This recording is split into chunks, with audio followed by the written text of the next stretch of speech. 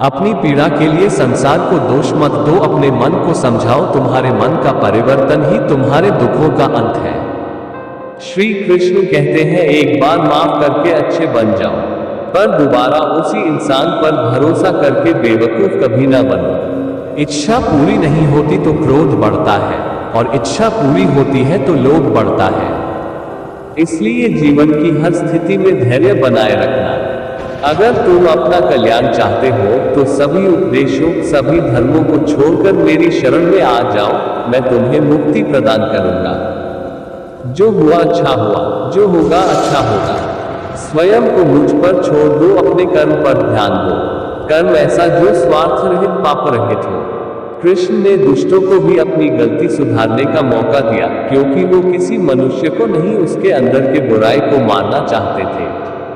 संदेह की स्याही से संबंध के पृष्ठ पर कभी शुभ अंकित नहीं होता, इसलिए अपने मन के विचार और संबंधों का आधार दोनों ही शुभ रखें। मोहग्रस्त होकर अपने कर्तव्य पथ से हट जाना मूर्खता है, क्योंकि इससे ना तो तुम्हें स्वर्ग की प्राप्ति होगी और ना ही तुम्हारी कीर्ति बढ़ेगी। इस भौतिक संसार का ये नियम है, जो वस्तु उत्पन्न होती है, कुछ काल तक रहती है, अंत में लुप्त हो जाती है, चाहे वे शरीर हो या फल हो। यदि कोई व्यक्ति प्रेम से, भक्ति से पुष्प, फल, जल भी मुझ पर चढ़ा दे तो उसी भाव से उसे स्वीकार करता हूं, वह मेरा प्रिय भक्त होता है। उससे मत डरो जो वास्तविक नहीं है, ना कभी था ना कभी होगा।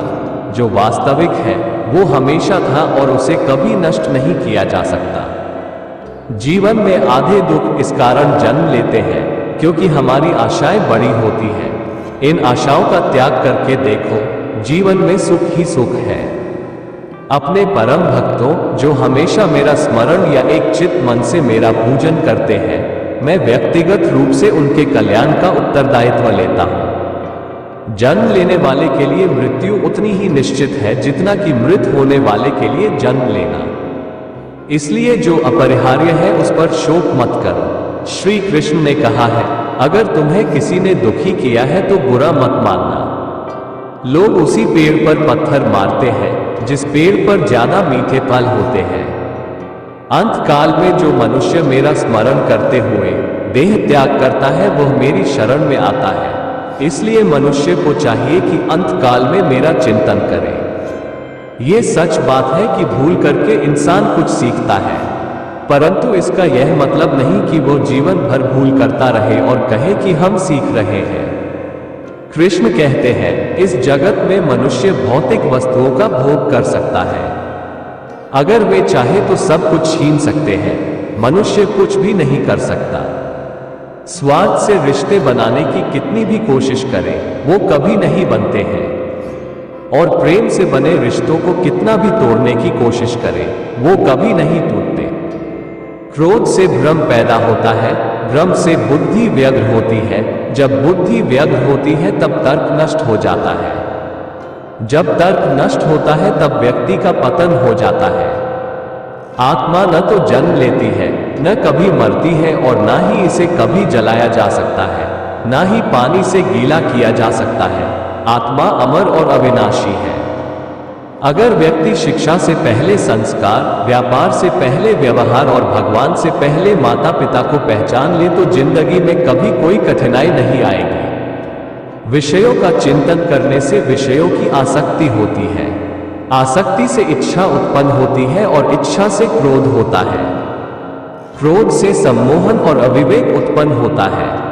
कृष्ण कहते हैं, जैसे प्राणी अपने पुराने कपड़े उतारकर फेंक देता है, नए को धारण करता है, उसी प्रकार यह आत्मा पुराने शरीर से त्याग करके नया शरीर प्राप्त करती है। तुम उसके लिए शोक करते हो जो शोक करने के योग्य नहीं है, और फिर भी ज्ञान की बातें करते हो। बुद्धिमान व्यक्ति ना जीवित और ना ही मृत व्यक्ति के लिए शोक करते हैं।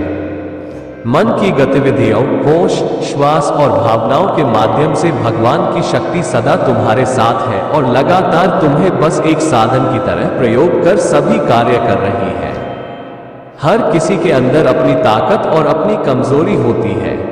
मछली जंगल में नहीं दौड़ सकती और शेर पानी में राजा नहीं बन सकता, इसलिए अहमियत सभी को देनी चाहिए। धर्म युद्ध में कोई भी व्यक्ति निष्पक्ष नहीं रह सकता है। धर्म युद्ध में जो व्यक्ति धर्म के साथ नहीं खड़ा है, इसका मतलब है वह अधर्म का साथ दे रहा है, वह अधर्म के साथ खड़ा है। अगर कोई मनुष्य हमारे साथ बुरा कर रहा है तो उसे करने दो, यह उसका कर्म है और समय उसके कर्म का फल उसे जरूर देगा। लेकिन हमें कभी भी किसी के साथ बुरा नहीं करना चाहिए, क्योंकि यही हमारा धर्म है।